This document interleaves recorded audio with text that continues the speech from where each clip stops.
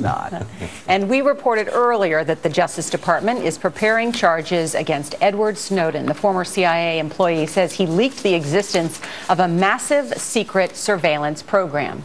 Republican Senator Rand Paul of Kentucky is also ready to go to court. He wants to stop the Obama administration from monitoring telephone and internet data. In today's Wall Street Journal, he writes that Big Brother really is watching us. Senator Paul is with us from Capitol Hill. Senator, good morning.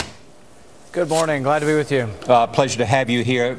Let's talk about Mr. Snowden. Do you think he's a hero or a traitor?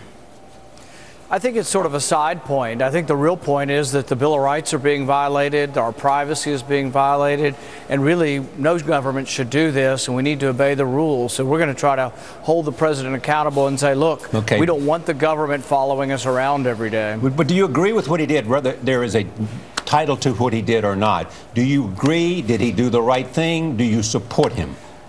You know, I think it's a complicated issue. I think when people choose civil disobedience, they're at their wits' end and think there's no other choice. We've had great civil disobedience in our history. Sometimes they turn out that we laud them. At other times we say, oh, they went too far. I personally am trying to work within the law and change the law. I think that's what my job is. And I think we can challenge the president on this, particularly his hypocrisy.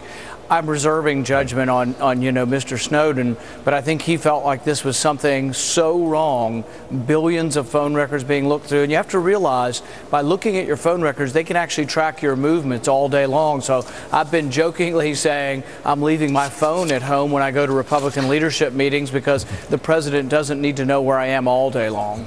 Senator Paul, the polls show that a lot of Americans seem to be okay with what the government is doing to monitor terrorist threats, even if it invades on privacy. What do you say about that? To monitor or investigate terrorist threats? What do you say?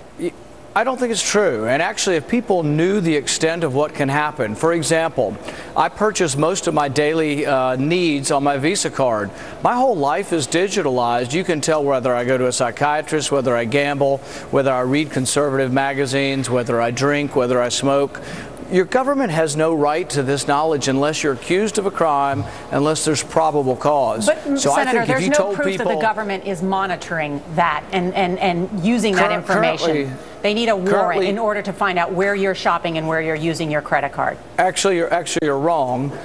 There's no proof that they're actually doing it, but we do know that third-party records for the last 30, 40 years have not been sufficiently protected by the Fourth Amendment. We've had an exclusion. We say that when you give up your records to a bank, that you're actually giving up your right to privacy. I disagree with those court cases. Some of the court cases need to be reversed. It's not just President Obama, it's President Bush, and all of the presidents, probably for the last 4 or 5 presidents. But I think the American people are fed up with it now that more and more of our lives are online and digitalized. We don't want the government looking at our entire life. Senator, this is an important issue. All 3 branches of government have approved this surveillance.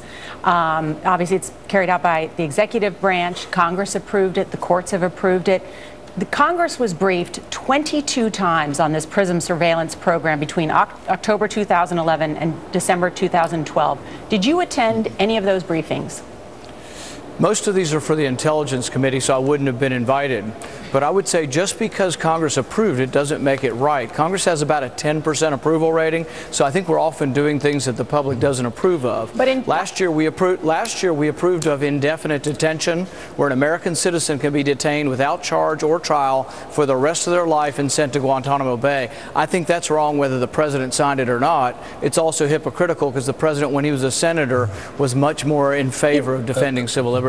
In press accounts, though, today, it says there was an invitation in 2011 for all senators, all lawmakers, to view this classified report on what was going on. You could also ask for a briefing. Did you go to that? Why not? Why only now raise these concerns?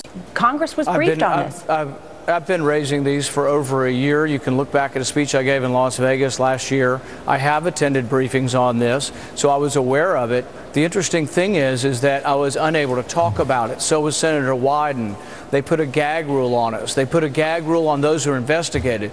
The most ridiculous thing I hear from people of this persuasion is politicians saying, oh, nobody was complaining. Well, you can't complain because they put you in jail if you complain, or they don't tell you if they're investigating you. We had 8 8 million suspicious activity reports from banks issued, but you're not allowed to complain because nobody knows you're being investigated. I think Americans don't want this surveillance state. Okay, beyond that, you mentioned civil disobedience, whether you think about Mahatma Gandhi or Dr. Martin Luther King Jr. They were people who said they were breaking the law, but were prepared to go to jail and presented themselves for arrest.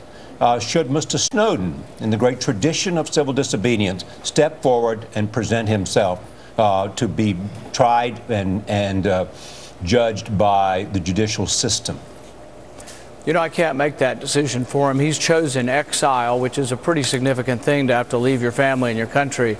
But what I would say is that the issue really is about privacy, right to privacy, and whether the president's a hypocrite for wanting to look at all of our phone records all of the time. And I think he really is.